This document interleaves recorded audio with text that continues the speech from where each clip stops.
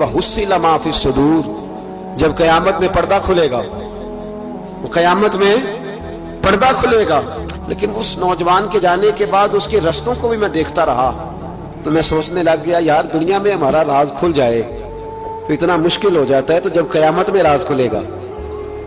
دنیا میں دیکھیں نا، ہمارے ہاں لوگ اگر برا جانتے بھی ہیں تو وہ الا ماشاءاللہ معاذ اللہ غیبت کرتے ہیں. سامنے آ کے بات، یہی مزاج ہے نا معاشرے کا کہ لوگ بہت بڑا ظلم کرتے ہیں، اپنی جان پر غیبت کرتے ہیں، سامنے آ کے بات تو قیامت میں تو ہر چیز سامنے ہوگی، ہر چیز سامنے آ جائے، کھل کے بات سامنے آئی کس نے کیا کیا.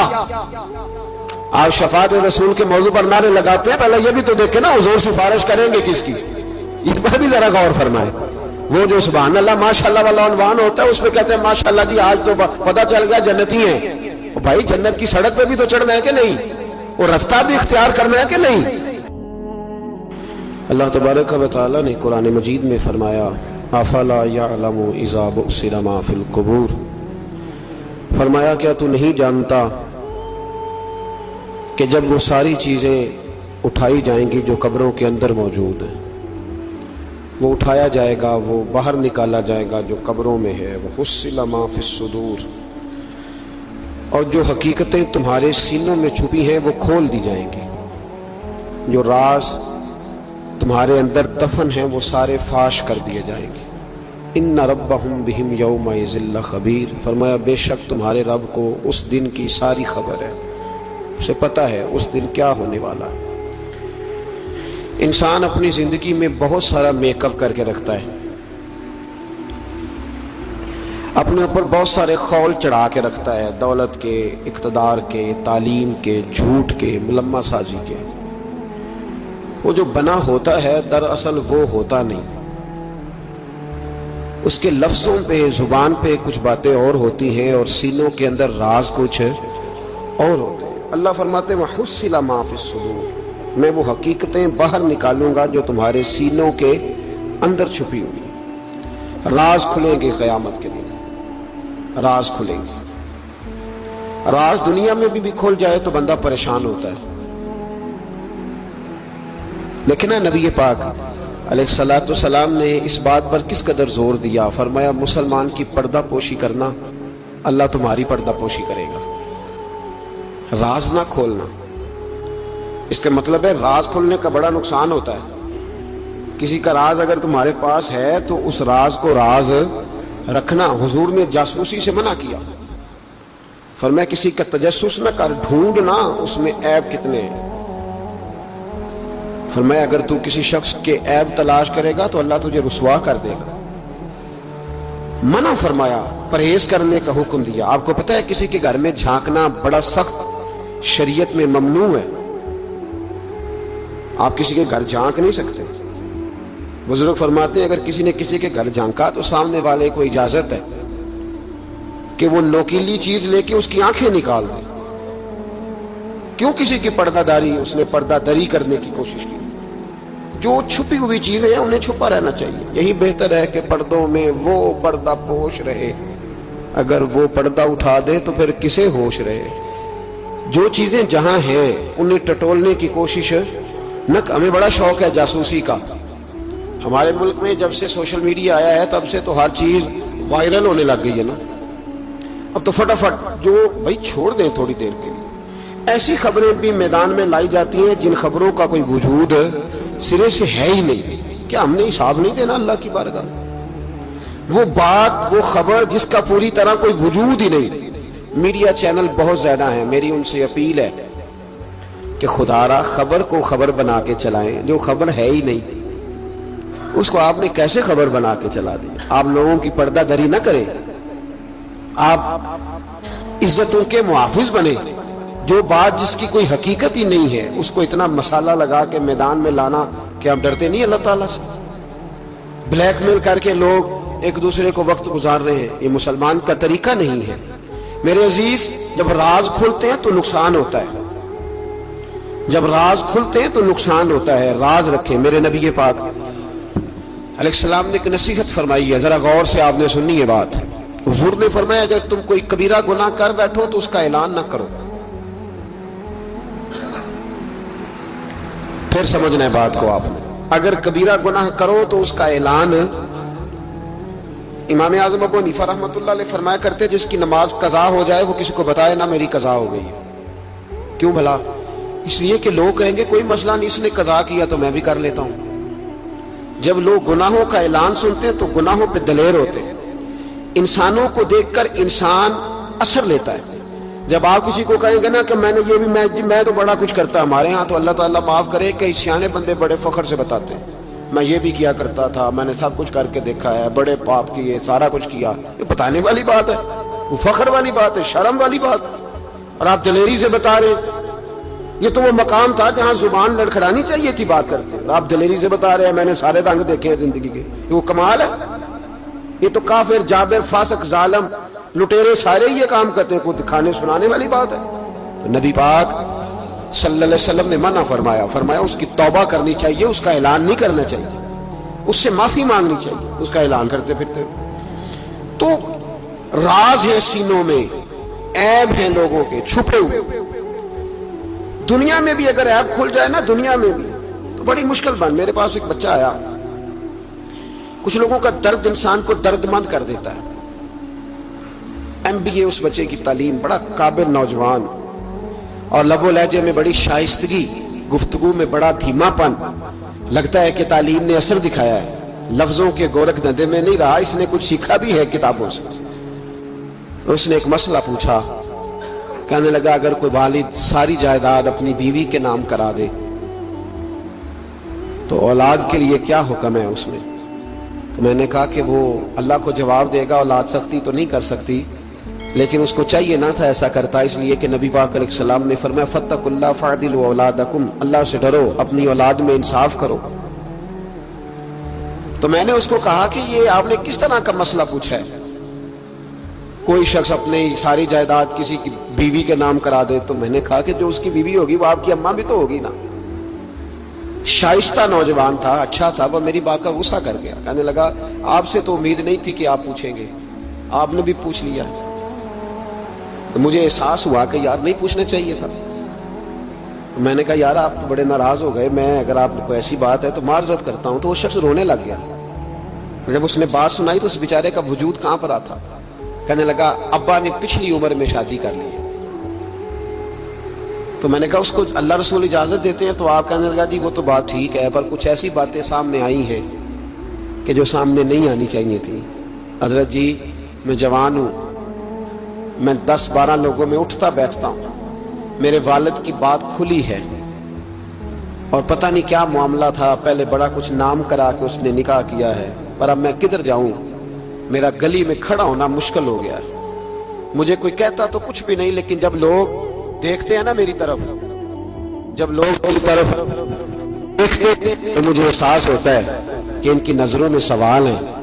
مجھے لگتا ہے کہ ان کے ذہنوں میں بہت ساری باتیں چھپی ہوئی. کچھ نکاح ہوتا تو بات اور تھی، کچھ ایسی باتیں سامنے آئی ہیں جو آنی. میں نے اسے معذرت بھی کی، اسے تسلی بھی دی، اور جو میرے سے ممکن ہو سکتا تھا میں نے اس کو کہا. لیکن اس نوجوان کے جانے کے بعد اس کے رستوں کو بھی میں دیکھتا رہا تو میں سوچنے لگ گیا یار دنیا میں ہمارا راز کھل جائے تو اتنا مشکل ہو جاتا ہے، تو جب قیامت میں راز کھلے گا. دنیا میں دیکھیں نا ہمارے ہاں لوگ اگر برا جانتے بھی ہیں تو وہ الا ماشاءاللہ معاذ اللہ غیبت کرتے ہیں. سامنے آ کے بات، یہی مزاج ہے نا معاشرے کا کہ لوگ بہت بڑا ظلم کرتے ہیں، اپنی جان پر غیبت کرتے ہیں، سامنے آ کے بات. تو قیامت میں تو ہر چیز سامنے ہوگی، ہر چیز سامنے آ جائے گی، کھل کے بات سامنے آئے. کس نے کیا کیا اپنے عہدے کے ساتھ، جس جگہ وہ بیٹھا تھا اس منصب کے ساتھ اس نے کتنی وفا کی یہ بھی پتہ چلے گا، کتنا دھوکہ دیا یہ بھی خبر ہوگی. بہت سارے لوگ جعلی ڈگریاں لے کے نہیں بیٹھے ہوئے، لے لیا نا عہدہ، ان کی تنخواہ جائز ہے ان کے لیے. بولے تو یہ راز کھلے گا کہ نہیں کھلے گا قیامت میں؟ حد ہو گئی اس ملک کے اندر کہ یہ 1 درجن بندے کی بات نہیں، یہ 1.5 درجن بندہ نہیں، یہ تو کیا بتائیں. اور ہم دنیا میں اپنا کون سا منہ لوگوں کے سامنے کریں کہ یہ ایک لائن ہے لمبی، ڈگری جعلی، کاغذ کا ایک ٹکڑا لیا تو وہ بھی جعلی. میرے عزیز یاد رکھیں اور ضرور اس پر غور کریں یہ چیزیں جب قیامت میں کھلیں گی تو مسائل پیدا کریں گی، اور اللہ کہتا ہے میں کھولوں گا، میں یہ تمہاری چیزیں، جو ٹیچر، جو ڈاکٹر، جو کلرک، جو بیوروکریٹ 2 سال کی چھٹی لے کے سیر کرنے چلا جاتا ہے اور وہاں لکھ کے دے جاتا ہے کہ میں مجھے بخار چڑھا ہوا ہے، میں تو بڑا سخت بیمار ہو گیا ہوں، تو میرے اندر کا سارا نظام گڑبڑ ہو گیا، دوائی لینی ہے، ٹھیک ہے چھٹی مل گئی، قانون میں کمزوریوں کا فائدہ اٹھایا، تو جب قیامت میں راز کھلے گا یہ تو سیر کرنے گیا تھا، موج کرنے گیا تھا۔ یہاں تو لوگ نوکری لے کے خوشحال ہو جاتے ہیں، کہتے ہیں جی اللہ کا بڑا فضل ہے، میں 2 گھنٹے جاتا ہوں۔ میں نے کہا فضل نہیں، یہ آزمائش ہے، یہ شرم والی بات ہے جو دلیری سے تو کہہ رہا ہے، یہ شرم حیا والی بات ہے۔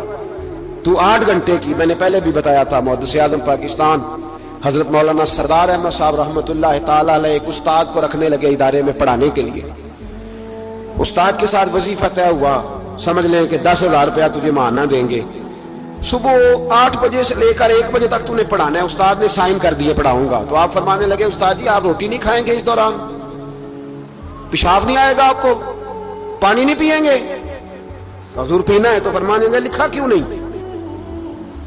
آپ نے مسلسل 1 بجے تک بیٹھنے کا لکھ دیا ہے، تو بتائیں جب آپ پیشاب کرنے جائیں گے تو وہ آپ کا کام کہاں لکھا جائے گا؟ آپ نے لکھ کے دیا ہے کہ میں اتنی ڈیوٹی کروں گا، تو آپ کو سمجھنا چاہیے تھا، کہنا چاہیے تھا کہ میں روٹی بھی کھاؤں گا، پانی بھی پیوں گا، اگر پڑھاتے تھک جاؤں گا تو تکیے پہ لیٹوں گا بھی، کیوں آپ نے یہ معاہدہ ایسا کیا؟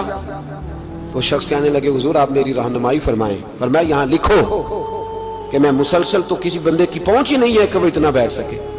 تو ہمارے ہاں جب یہ چیزیں قیامت میں کھلیں گی تو کیا بنے گا؟ آج راز کھلتا ہے تو آزمائش کھڑی ہو جاتی ہے، وظائفیں کر کر کے لوگ تھک جاتے ہیں، جب قیامت میں راز کھلے گا۔ میں تاجر کی بات بعد میں کروں گا، میں سیاستدان کی بات بعد میں کروں گا، میں پہلے پیر صاحب کی بات کرتا ہوں، پہلے علامہ صاحب کی بات، میں اپنی ذات سے شروع کرتا ہوں۔ ایک شخص پیر بن کے بیٹھ گیا، علامہ صاحب درویش مصلح بن کے بیٹھ گیا، لوگوں نے اپنی عقیدتوں کی جبین اس کے سامنے جھکائی، لوگ کئی راتیں اس کے سامنے ہاتھ باندھ کے کھڑے رہے، اس کے لیے لوگوں نے محبت کے سارے تقاضے پورے کیے، اپنی جیب کاٹ کے اس کی خانقاہ کو چلایا، اپنی جائز کمائی اس کے ہاتھ پہ رکھ کے لوگوں نے ایک ادارہ چلانے کے لیے اسے کہا، لوگوں نے اس کی گاڑی کو چوما۔ میں لاہور میں تھا چند دن پہلے، تو گٹر کے اندر گاڑی کا ٹائر چلا گیا، تو میں نے بچے سے کہا کہ کوئی ایسی چیز منگائی جائے، کوئی لکڑی ایسی ہو جائے جو پیچھے رکھی جائے تو گاڑی کو پیچھے موڑیں گے۔ آپ یقین کریں 5-6 لوگ دوڑے آئے، انہوں نے کہا ہم اٹھاتے ہیں، آپ گاڑی پیچھے کریں۔ تو میں نے کہا کپڑے بھر جائے، کہنے لگے حضرت سب چھوڑیں، کپڑے بدل بھی جائیں گے، ہمیں اللہ نے موقع دیا۔ تو ان لوگوں کے منہ تک وہ پانی جا رہا تھا، لیکن وہ گاڑی اٹھا رہے تھے، تو ہم لوگوں نے حساب نہیں دینا ان عقیدتوں کا، ان محبتوں کا جواب نہیں دینا؟ اتنی عقیدت کو شخص کرے کہ وہ گندا پانی منہ تک لے جانا پسند کرے، یہ شخص نیک ہے تو میں نے اس کی نوکری کرنی ہے۔ تو اگر وہ شخص جھوٹا ہو، اگر وہ شخص بنا ہوا ہو، اگر وہ اپنا قد اونچا کرنے کے لیے مذہب کا نام استعمال کر رہا ہو، مذہب اس کا مشن نہ ہو، بلکہ مذہب پیسے کمانے کے لیے اس نے اختیار کیا ہو، دولت اکٹھی کرنے کے لیے، تو آج تو چلو ٹھیک ہے، لوگ بیچارے عقیدتوں اور محبتوں کا خراج دیتے رہیں گے، لیکن وَحُصِّلَ مَا فِي الصُّدُورِ، جب قیامت میں پردہ کھلے گا، قیامت میں پردہ کھلے گا۔ میں نے کہا تھا کچھ جمعے پہلے، پھر بات دہراتا ہوں، ایک درویش شخص ہیں، وہ کہتے ہیں میں زندگی میں کبھی نہیں کام پا، پر ایک طوائف مجھ پہ راشا طاری کر گئی، طوائف، کہتے ہیں میں نے جبہ کھوبا پہنا تھا، طوائف میرے پاس سے گزر رہی تھی، تو میں نے اس کو کہا کہ بچے باز آ جا، اللہ اللہ کیا کا چھوڑ دے، تو اس نے نقاب آگے کر لیا، کہنے لگی بابا میں تو آپ کی بات پر عمل کروں گی، پر ایک جملہ کہنے کی اجازت ہے؟ تو میں نے کہا بیٹی کہہ لو۔ تو کہنے لگی بابا میں تو جو نظر آ رہی ہوں نا وہی ہوں، جو نظر آتی ہوں وہی کہلاتی ہوں، تو بتا تو جو کہلاتا ہے وہ جو نظر آتا ہے وہی کہلاتا ہے کہ کچھ اور بھی ہے؟ تو کہلاتا کچھ ہے اور بنا ہوا ہے کچھ اور، تو بھی دیکھ کے تو وہی ہے جو تو کہلاتا ہے۔ کیا حساب نہیں دینا لوگوں نے؟ باہر نہیں آئیں گی یہ ساری چیزیں؟ اتنا بڑا دھوکہ، اور کوئی چیز نہیں ملی استعمال کرنے کو۔ جب الیکشن آیا تو اسلام زندہ باد، جب الیکشن آیا تو اسلام زندہ باد، اور اس کے نام پہ ووٹ اور اس کے نام پہ سارا کچھ، اور جب تھوڑا سا اللہ تعالیٰ خیر فرمائے حالات بدل گئے، 2-3 سیٹیں مل گئیں، تو پھر کسی بھی حکومت کے پاس جا کے 2 وزارتیں لے لی۔ میرے پاس بھی لوگ آتے رہتے ہیں، ہماری قوم کو سب کو سیاستدان بنا دیا گیا ہے. اس طرح سیاستدان کا کوئی پتہ نہیں نا کس پارٹی کا ہے، اس طرح عوام کا بھی اب یہ سارا نفاق ان لوگوں نے برپا کیا، یہ ان لوگوں نے لوگوں میں بات اچھالی ہے. لوگ بھی اس کو بھی کہہ دیتے ہیں تیرے ساتھ ہیں، اس کو بھی کہہ دیتے ہیں. کیا کریں، ان کے شر سے بچنے کے لیے ایسا کرتے ہیں، ورنہ شر پھیلاتے ہیں لوگ. ایک صاحب میرے پاس آ گئے.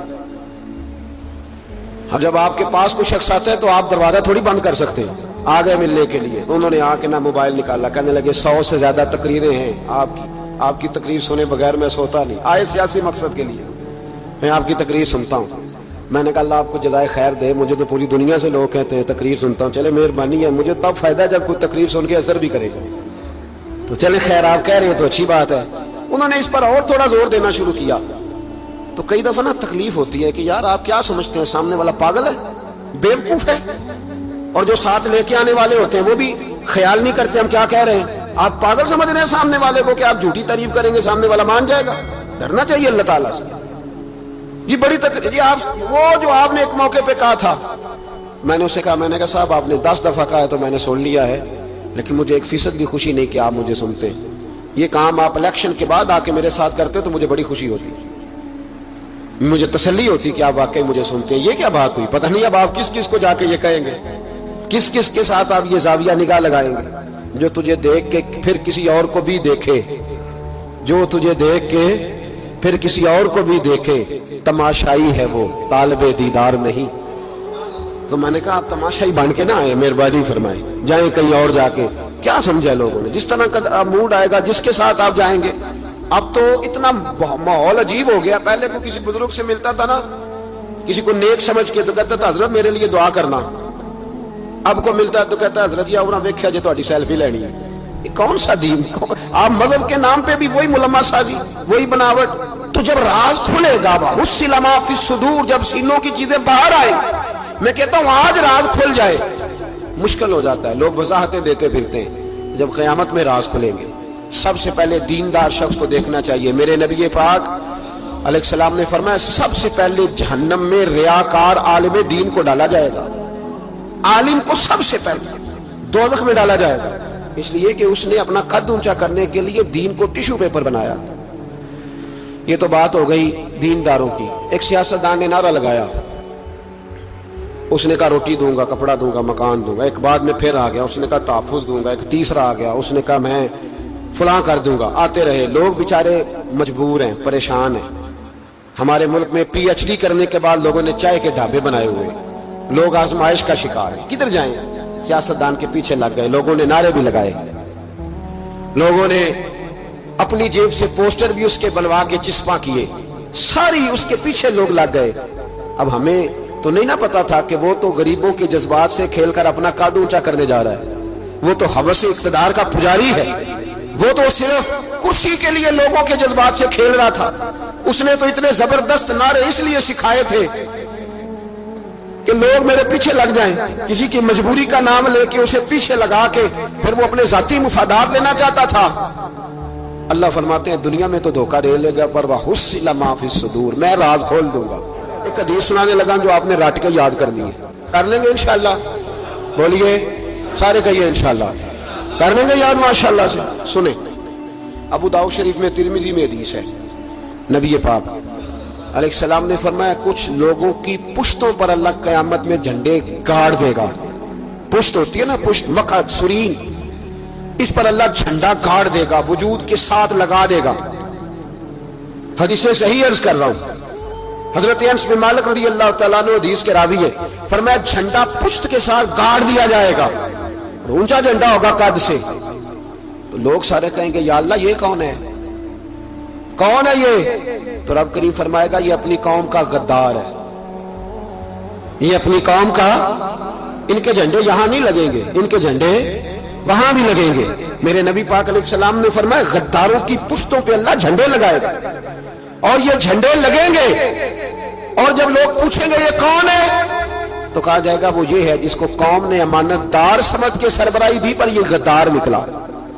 قوم نے اعتماد کیا، امانت دار سمجھ کر یہ غدار نکلا. یاد رکھنا تمہارے جھنڈے لگیں گے. آج تمہاری گاڑیوں پہ سرکاری جھنڈے ہیں، آج تمہاری بڑے بازاروں پر سرکاری جھنڈا ہے. قیامت میں تمہاری پشت پر غداری کا جھنڈا ہوگا، غداری کا. اور میرے نبی پاک علیہ السلام نے فرمایا غریبوں کو اللہ قوت دے دے گا، اور جو تکبر کرنے والے تھے انہیں اللہ کیڑیوں کی شکل عطا کرے گا، چیونٹیوں کی شکل، کیڑے مکوڑے بنا دے گا، اور غریب پیروں کے نیچے مسل کے جائیں گے. وقت تھوڑا رہ گیا. وَحُصِّلَ مَا فِي الصُّدُورِ، فرمایا تمہارے سینے کے سارے راز اللہ باہر نکال دے گا، فاش ہو جائے گی ہر چیز، کھل جائے گا سارا، آئینہ باہر آئے گا. تمہیں وہ سارا کچھ بھگتنا ہے. کتنے بادشاہ گزرے آپ کے ملک میں، کتنوں کی قبروں پہ لوگ فاتحہ پڑھنے جاتے ہیں، کتنے ہیں جن کا اب نام ہوتا ہے، تصویریں لگی ہوئی ہیں پارلیمنٹ میں. اس سے زیادہ کوئی شے ختم ہو گئی بات. کدھر گئے ہمارے تو نوجوانوں کو یاد بھی نہیں. کیا کیا کسی نے کمال کر لیا وزیر اعظم بن کے، کیا اس نے کر لیا؟ ختم ہو گئی بات. خدا را جو آپ ہیں آپ وہی بیان کریں، دھوکہ نہ دیں، ورنہ یہ راز جب کھلے گا. میرے نبی پاک علیہ السلام نے فرمایا بہت بڑا تاجر قیامت میں اللہ کی بارگاہ میں کھڑا کیا جائے گا. اللہ اس کے بچوں کو بھی بلائے گا، کہے گا تمہیں پتہ ہے تمہارا مال حرام ہے، ناجائز ہے، تمہارے باپ نے دھوکے سے کمایا ہے. تو نبی پاک علیہ السلام نے فرمایا، امام سیوطی نے حدیث لکھی ہے، نبی پاک فرمانے لگے وہ اولاد اپنے باپ پہ مقدمہ کر دے گی. وہ جن کو دے گیا نا کہ وہ والا پلاٹ بھی تیرا، وہ والا بھی تیرا، وہ والا بھی، وہ مقدمہ کر دے گا. وہ کہیں گے اے اللہ ہم نے اسے کہا تھا ہمیں ناجائز مال دے، اس سے پوچھ اس نے کیوں کمایا. میرے مصطفیٰ کریم علیہ السلام فرماتے ہیں احد پہاڑ کے برابر اس کی نیکیاں ہوں گی، لیکن جرم یہ ہوگا کہ کمائی حرام تھی، تو اللہ کریم ان بچوں کے مقدمے کی وجہ سے باپ کو جہنم میں داخل کر دے گا. یہاں وہ سخی بھی بن کے گیا، یہاں وہ کہتا، وہ کہانیاں سنایا کرتا تھا کہ میں بڑی محنت سے آگے گیا. وَحُصِّلَ مَا فِي الصُّدُورِ، میں تمہارے سینوں کی چھپی چیزیں راز کھول دوں، راز فاش ہو، تمہیں ہر چیز دیکھنی پڑے گی. میرے رسول پاک علیہ السلام کی ایک حدیث بڑی انفرادی ابن حجر میں لکھی. میں تو اس حدیث کو پڑھ کے میں نے کتاب بند کر دی. میں نے کہا اللہ ہمیں معاف کرے. نبی پاک علیہ السلام نے فرمایا جس کو امین بنایا گیا اور اس نے خیانت کی، وہ کسی جگہ کا بھی امین تھا، وہ ممبر رسول کا امین تھا یا ڈاکٹر کی کرسی کا، وہ کسی سکول کے ادارے کا امین تھا یا حکومت میں کسی عہدے پہ، جسے امین بنایا گیا. توجہ ہے میری بات پر؟ جسے امین بنایا گیا اس نے خیانت کی، تو اس نے جس چیز کی خیانت کی ہوگی وہ چیز قیامت کے دن اس کی گردن کے ساتھ لٹکی ہوئی ہوگی، گردن کے ساتھ. محبوب فرمانے لگے ایک شخص آئے گا اس کی گردن پر اونٹ بیٹھا ہوگا، اور حدیث کے لفظ یہ ہیں، حضور فرماتے ہیں مجھ سے فریاد کرے گا کہ یا رسول اللہ میری مدد کرے، تو میں اسے کہوں گا میں نے تجھے سمجھایا نہیں تھا، اب تیرے بارے میں اللہ فیصلہ کرے گا. پھر ایک اور شخص آئے گا تو اس کی گردن کے ساتھ، اس نے چونکہ گھوڑے چرائے تھے تو اس کی گردن کے ساتھ گھوڑے لٹکے ہوئے ہوں گے، گھوڑے. اللہ اکبر. تو وہ فریاد کرے گا حضور میری مدد کرے. ذرا یہ چیزیں بھی جا کے سنا کرے. آپ شفاعت رسول کے موضوع پر نعرے لگاتے ہیں، پہلے یہ بھی تو دیکھیں نا حضور سفارش کریں گے کس کی، اس پر بھی ذرا غور فرمائیں. وہ جو سبحان اللہ ماشاءاللہ والا عنوان ہوتا ہے اس میں کہتے ہیں ماشاءاللہ جی آج تو پتہ چل گیا جنتی ہیں. وہ بھائی جنت کی سڑک پہ بھی تو چڑھنا ہے کہ نہیں، وہ رستہ بھی اختیار کرنا ہے کہ نہیں، کہ آپ کا خیال یہ ہے کہ آپ کو ہیلی کاپٹر کے ذریعے جنت میں ڈال دیا جائے، کچھ کرنا نہ پڑے. عزیز بھائی میرے نبی پاک علیہ السلام فرمانے لگے کچھ لوگ ایسے ہوں گے کہ ان کی گردنوں کے ساتھ بکریاں ممنا رہی ہوں گی، گدھے ہنہنا رہے ہوں گے. فرمایا وہ فریاد کریں گے تو میں کہوں گا تمہیں سمجھایا نہیں تھا. اور پھر حضور فرماتے ہیں ایک شخص آئے گا جس کی گردن کے ساتھ اژدہا بندھا ہوگا، اس کے منہ کو ڈسے گا، تو وہ کہے گا اسے پیچھے ہٹاؤ. اور پھر اس سے کہے گا اژدہے سے تو ہے کون؟ تو وہ کہے گا میں تیرا وہی مال ہوں جسے تجوری میں سنبھال کے رکھتا تھا، آج میں تیری گردن سے لپٹ گیا ہوں تو کہہ رہا ہے پیچھے ہٹ جا. بھائی راز کھلے گا، آپ یقین کریں اچھے لوگوں کے جب راز کھلیں گے قیامت میں تو موج لگ جائے گی. راز صرف بروں کے نہیں کھلیں گے، اچھے لوگوں کے بھی راز. توجہ ہے میری بات پر؟ حضرت اویس کرنی بھی آئیں گے جو ساری زندگی راز میں رہے. تو میرے نبی پاک فرماتے ہیں اس شخص نے مکان نہیں بنایا، گھر نہیں بنایا، لیکن جناب اویس کرنی جب جنت میں داخل ہوں گے تو اللہ 70,000 فرشتوں کا جلوس انہیں عطا فرمائے گا. اللہ انہیں 70,000 فرشتوں کا جلوس دے گا، اس جلوس میں وہ جنت میں جائیں گے. ان لوگوں کو اللہ شانے دے گا. فرمایا راز کھلے گا، راز. قیامت کے دن کچھ لوگ ان کے چہرے 14ویں کے چاند کی طرح چمکیں گے اور انبیاء اور علماء ان کو دیکھ کر رشک کریں گے. کون ہے؟ میرے مصطفیٰ کریم علیہ السلام فرماتے ہیں رب کریم فرمائے گا یہ میرے محبوب کی امت کے وہ نیک لوگ ہیں جس سے بھی محبت کرتے تھے اللہ کی رضا کے لیے کرتے تھے، اور جس سے بھی انہوں نے زندگی میں دشمنی رکھی صرف اللہ کی رضا کے لیے۔ اب یہ اللہ کی رضا والا معاملہ کہاں تھا؟ ان کے سینے کے اندر، تو اس کی جزا انہیں قیامت میں ملے گی۔ کچھ لوگوں کا راز کھلے گا، انہیں بڑا لطف آئے گا، بڑا مزہ آئے گا۔ حضرت عمر بن عبدالعزیز بادشاہ تھے، لیکن صوفیاء ان کے اقوال کو بطور اسباق کے پڑھتے ہیں، تربیت کے لیے ان کے اقوال اور احوال سنائے جاتے ہیں۔ حضرت عمر بن عبدالعزیز کے زمانے میں نا ایک سید صاحب کہتے میری 4 بیٹیاں تھیں تو مجھے ضرورت تھی، میری کوئی مدد نہیں ہو رہی تھی، میں درود شریف پڑھتے پڑھتے سو گیا تو مجھے خواب میں محبوب پاک کا دیدار نصیب ہوا۔ فرماتے میں نے استغاثہ پیش کیا کہ حضور پریشان ہوں، بیٹیوں کا باپ ہوں، تو نبی پاک علیہ السلام نے فرمایا تو عمر بن عبدالعزیز کے پاس جا۔ عمر بن عبدالعزیز وہ باکمال شخص ہے جو روزانہ 10 سپارے قرآن پاک کے پڑھتا ہے، 10,000 بار مجھ پر درود و سلام پڑھتا ہے۔ کتنے سپارے؟ ہم تو خیر سارے مصروف ہیں، 10 لائنیں بھی نہیں پڑھ سکتے، ہم تو بڑے بیزی لوگ ہیں۔ ہم قرآن شریف پڑھیں گے تو فیس بک کون چلائے گا؟ ہم اگر قرآن شریف پڑھیں گے تو وہ واٹس ایپ پہ ٹائم کون دے گا؟ ہم تو بیزی ہیں، بہت زیادہ مصروف ہیں۔ ہم اگر تھوڑی دیر قرآن شریف کھولیں گے تو وہ جو سیاسی تبصرہ سارا دن کرنا ہوتا ہے وہ گرنا نہ جائے کوئی آسمان سے چیز، ہم تو مطلب بیزی ہیں۔ بادشاہ وقت کے بادشاہ 10,000 مرتبہ درود و سلام، اللہ اکبر۔ بس بندہ ارادہ کر لے تو اللہ اسے موقع بھی عطا فرمائی دیتا ہے، اللہ اس کی مدد کرتا ہے۔ 10,000 بار پڑھتے تھے تو نبی پاک علیہ السلام نے کیا خوبصورت بات ارشاد فرمائی۔ محبوب فرمانے لگے 2-4 دن پہلے نا عمر بن عبدالعزیز نے 3,000 درود شریف کم پڑھا ہے، اسے جا کے کہے 500 دینار جرمانہ دے، وہ 500 لے آ، تیرا کام بن جائے گا۔ جناب عمر بن عبدالعزیز کے پاس وہ سید صاحب آئے، کہتے میں سمجھا کسی درویش کا نام بتایا ہے، میں سمجھا کسی خانقاہ کے سجادے کی بات ہے، کسی مسجد کے خطیب کی، کسی ادارے کے محتمم کی بات، لیکن جب میں ان کے علاقے میں آیا میں نے پوچھا عمر بن عبدالعزیز کون ہے؟ تو لوگوں نے کہا وہ تو ہمارے حکمران ہیں۔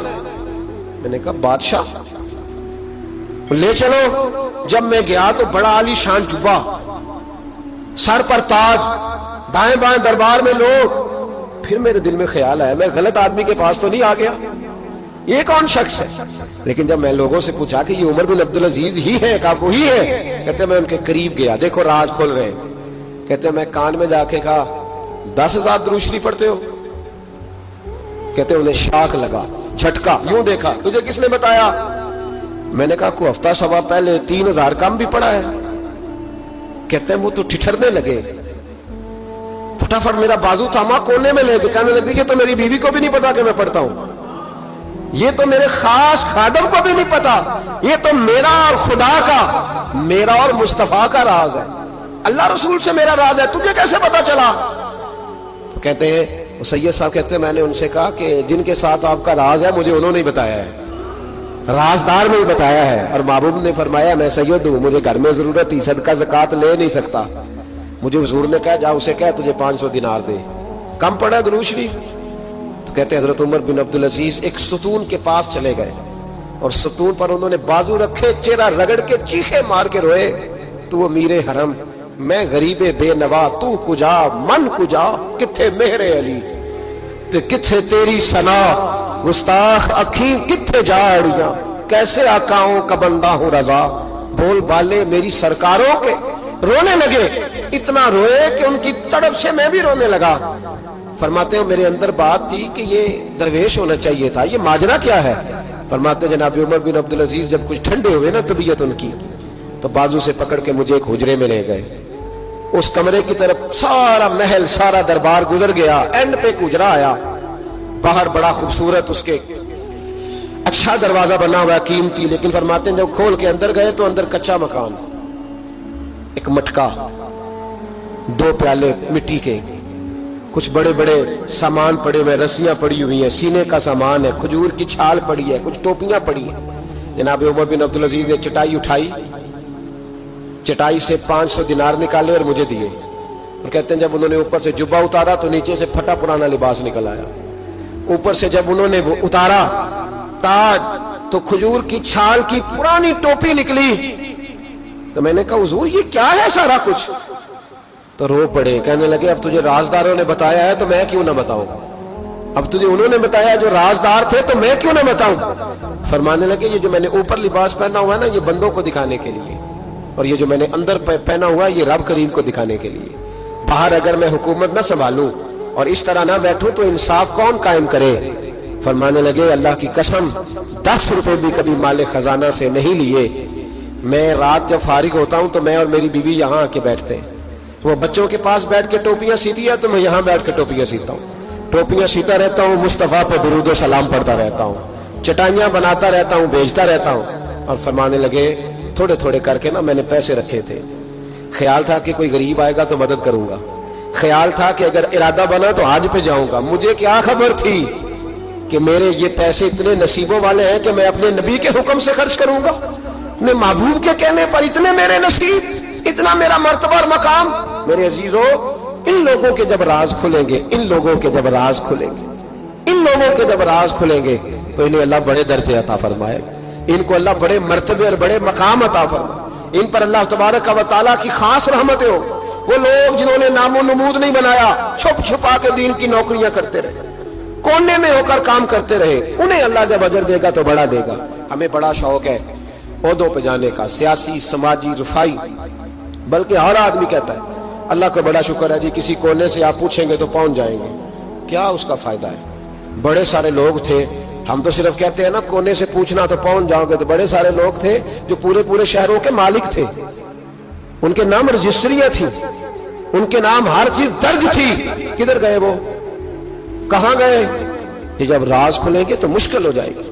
ہمارے سینوں کے اندر جو کچھ چھپا ہوا ہے، سینوں کے اندر، یہ جب کھلتا ہے تو حالات بگڑتے۔ اپنی ضمیر کی آواز کو سنیں، اندر دیکھیں من کیا کہہ رہا ہے۔ ہمیں پتا ہوتا ہے سچ کیا ہے، ہمیں پتا ہوتا ہے جھوٹ کیا ہے، ہمیں پتا ہوتا ہے خیر کیا ہے، ہمیں پتا ہوتا ہے شر کیا ہے، ہمیں خبر ہوتی ہے کہ میں خوابوں کی دنیا میں زندہ ہوں، ہمیں پتا ہے ہم جھوٹ کے سہارے وقت گزارے، ہمارے علم میں ہے ہم کہاں کھڑے، لیکن بس زندگی گزر رہی ہے۔